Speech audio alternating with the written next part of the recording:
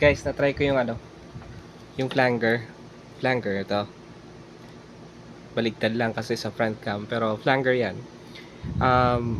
Madali lang pala. Madali lang gamitin.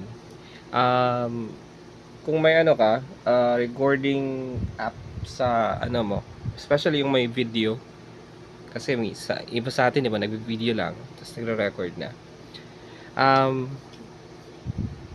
Pwede siya. Saksak mo lang sa cellphone itong cord niya. Ito sa cellphone siya. Para sa headphone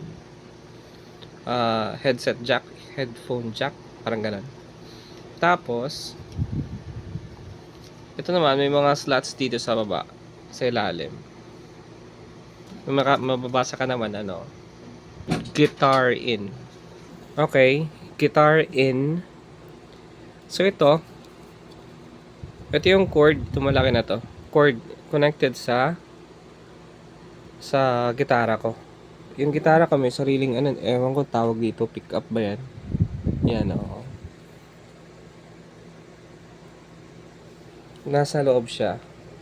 Hindi siya yung pick up na parang flat lang dito sa labas, makikita mo. Built-in na siya. So, kailangan mo na i-connect siya dito sa likod niya. Yun lang.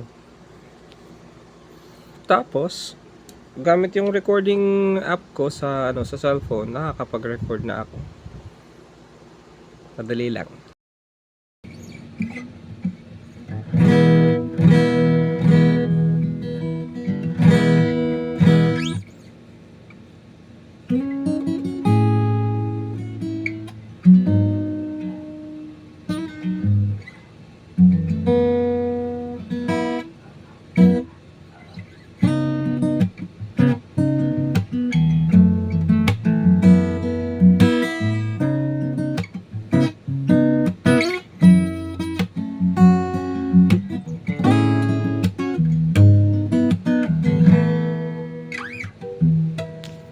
Yeah.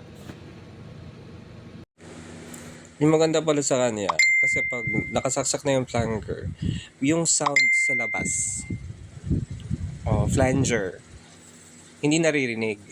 Yung gitara lang, kung ano nakasaksak lang sa interface, yun lang. Tapos, beware, check nyo kung naka-on yung yung pickup nyo. Okay?